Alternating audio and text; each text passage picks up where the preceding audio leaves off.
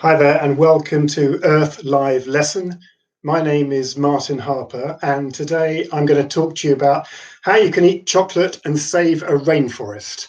Now the way I'm going to structure my talk is I'm going to divide into three sections. I'm going to say a little bit about me, I'm going to say a little bit about the organisation I work for, and then what I'm going to do is I'm going to talk about the connections the UK has to two countries in West Africa, Liberia and Sierra Leone, because they're connected through migratory birds, through climate change, and through chocolate. To end, I'll say a little bit about why science is so important and why, despite everything, I remain optimistic about our wonderful planet. So first, a little bit about me. I've been working in conservation for 25 years or so. And actually, I got the bug for nature when I was 13, and when I decided to pick a dandelion, clock, blow it, and then I looked at one of the seeds, and I looked really closely at one of the seeds and saw the extraordinary parachute which was depositing the seed through wind dispersal. And that, partly because of my mother being a biology teacher, made me look at nature differently. And pretty much ever since then, I've been really interested in the way humans relate to the natural world. And I've been very lucky in my studying and also my job to have travelled extensively across the United Kingdom, wonderful islands that we have, but also other parts of the world. And probably my most exciting adventures were found in Mongolia, when I spent 4 summers trying to look for snow leopard in a part of Mongolia in the north. And there were no snow leopards there. So I spent a lot of time looking for really the poo of different snow leopard prey species, such as ibex and argali sheep.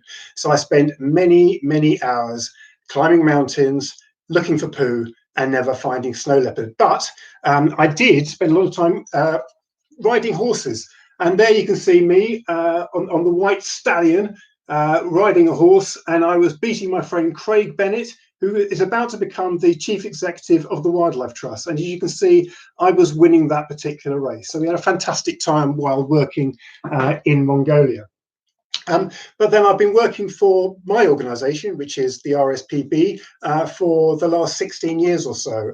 And the RSPB, if you don't know, stands for Royal Society for the Protection of Birds. And it's 131 years old. Now, you might know it because of things like Big Garden Bird Watch, or perhaps because of our nature reserves.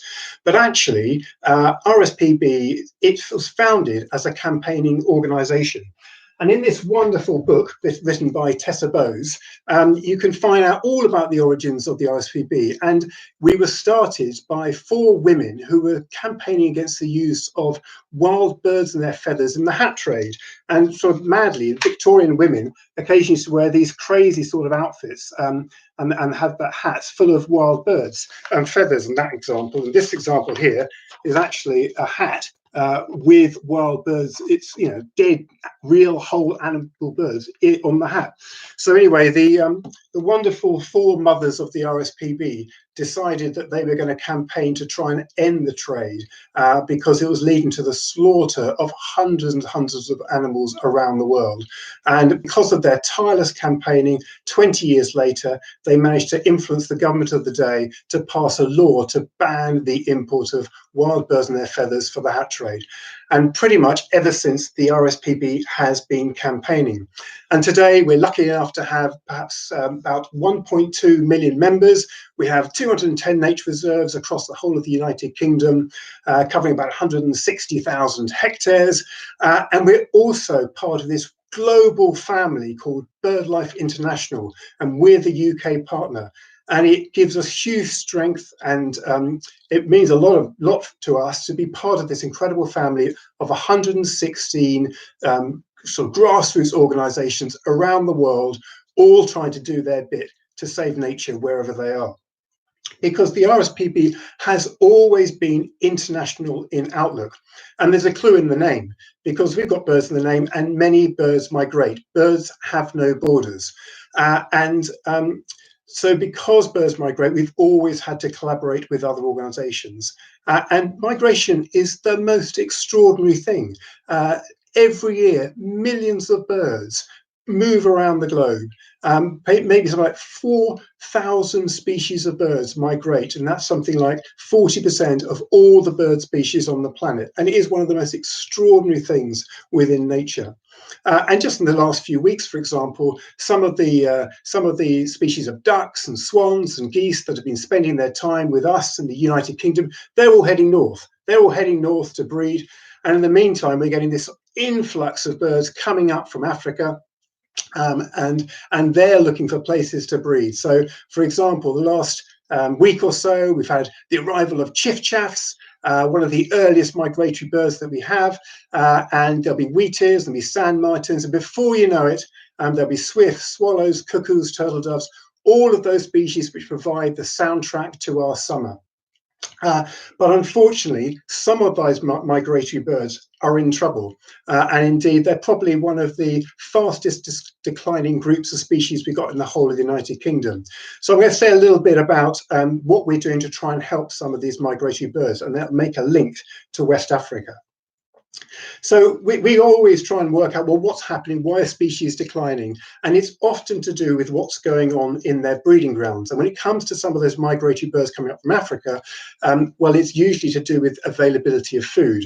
And if we can, that's why we're working with farmers to try and ensure, for example, that turtle doves have enough food to rear their chicks before they then fly off back to Africa in the wintertime. But for some species, we haven't quite worked it out. And it's really important, therefore, to know what they're doing on the whole of their migration. And so a bird like the wood warbler, for example, which I'm slightly dependent on all the books I've got at home rather than anything else, the wood warbler there, it's not the most dramatic of birds you'll ever see, but this species, which is probably, I don't know, it's about the weight of about a matchbox, something like that. It's got a very nice distinctive call, if you can hear it. There you go. This is unfortunately one of those birds was in trouble. It's declined by something like 60% over the last 30 years, and now it's sort of been lost from about half of its range. We think it's really important that our domestic woodlands, our woodlands in the UK, are really well managed, but we're also really interested to know where they go when they migrate. So what our scientists have been doing is they've been putting little tracking devices onto the wood warbler to find out where they're going. And this is an example of a tracking device. It's actually one which is was fitted onto a pied flycatcher, another of our migratory birds. And you can just about see the harness there. And that's put over one wing, the other one, which is broken, put over the other wing. And it's like a backpack. And there's a little battery there. And what it does, it records where the wood warbler is going. I'm going to turn him off. He's quite noisy, isn't he? And the key thing is to be able to attach this little device to the back of the wood warbler, and then let it go, and then wait until the migration has completed and the wood warbler returns. Fortunately, they're quite faithful to their nesting sites. So what you can do is you can go back to where they were, and hopefully you can find the bird that you go put the little transmitter on, then you take it off, and then you can download the data and you can find out where the wood warbler's been. So amazingly, what we found was that after it left the UK, this particular bird I'm talking about, after it left the UK in August time, it spent some time in Italy. And then what it did, it sort of piled into Africa. This is my home atlas here. And it sort of got to Niger in September. And then it moved to Burkina Faso, September, November. And then it spent between December and April, about 4 months, just down on the border of Sierra Leone and Liberia. And this is the part of the world I'm now going to talk to you about. So the wood warbler spent 4 months of the year here, and then it pushed off back to Yarna Wood in Devon to have its tagging device removed. So what was amazing about this is that the RSPB has been working with our BirdLife partners in West Africa for the last 30 years or so, and in around a forest called Gola Rainforest. And that was where the wood warbler was spending some of its time, really close nearby. And Gola Rainforest is an extraordinary place, and it's part of the Upper Guinean rainforest, which is one of the most important places for wildlife on the planet. Unfortunately, the Upper Guinean rainforest has declined pretty dramatically, like many rainforests over the last few years. You probably know that rainforests are incredibly important for wildlife. And you also probably know that they've been declining at a staggering rate. Something like 8 million hectares a year of rainforests are lost every year. And that's something like 4 times the size of Wales. And it's not surprising, therefore, that 74% of the world's most threatened birds live around rainforests. But rainforests aren't just important for wildlife, they're also really important in terms of what happens to our climate. Because at the moment, because of the way we're destroying our rainforests and because of other land use change, that is contributing something like 20% of all greenhouse gas emissions, which is making a contribution to climate change, which we're having to deal with in a really big way.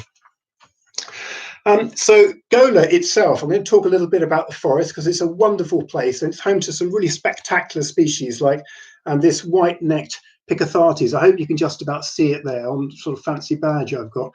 It was actually a bird that was featured in a David Attenborough Nature Quest documentary in the 1950s. It was called In Search of the Elusive Picathartes. Well, it is pretty elusive. I was lucky enough to see it, I think, for maybe 30 seconds when I visited a couple of years ago. So they're quite difficult to see.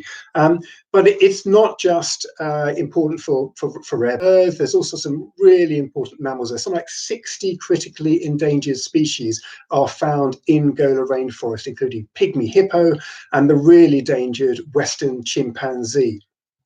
And so what we've been doing as the RSPB is working with our local BirdLife partners. That includes the Conservation Society for Sierra Leone and the Society for Conservation Nature in Liberia. And those two partners have been working with us and the local governments to try and protect that forest for its wildlife and also to help store up lots of carbon. And because of the work that we've been doing, we've managed to measure the fact that by keeping the forest standing, we have prevented something like 500,000 tons of carbon dioxide being emitted to the atmosphere. I know it's impossible to really understand what a ton of carbon might look like, but imagine that's equivalent to the emissions of something like 40,000 people in the UK every year. So just by keeping the forest standing, we've done a really good job. And we've been doing that by essentially working with the government to establish a national park and then have a national park authority which is providing with rangers to look after the wildlife, but also to do some research, but also to reach out to some of the local communities, because it was only by working with those local communities that we're going to be able to keep these special places intact. And there's something like 24,000 people living in around Gola rainforests in Sierra Leone, about 122 communities. And what we've been doing is trying to provide them support, trying to provide them with jobs and livelihoods, so that they're not dependent on the forest for their lives. They're not dependent on chopping down the trees to be able to exist. And one of the things that we've done is we've trained a number of farmers to be able to grow cocoa so that they can potentially earn a living by sending the cocoa to places around the world who like to eat chocolate, because cocoa, of course, is one of the really key ingredients for chocolate. And we've managed to get a number of farmers, I think it's something like 1,766 farmers, and they've been certified fair trade. And what we've been doing is we've been exporting from Sierra Leone with some of that cocoa, and we've made our own chocolate bar. So we've made our own brand of chocolate, both dark chocolate and milk chocolate. And there it is. There's the Gola rainforest chocolate. And what we've done is we've been selling it through our nature reserves, and it allows us to tell the story that if you eat chocolate, what you can do is you're helping to provide a good livelihood for the people living around the forests of Gola. Because the thing is that actually our chocolate consumption has caused difficulties for the rainforests in different parts of the world.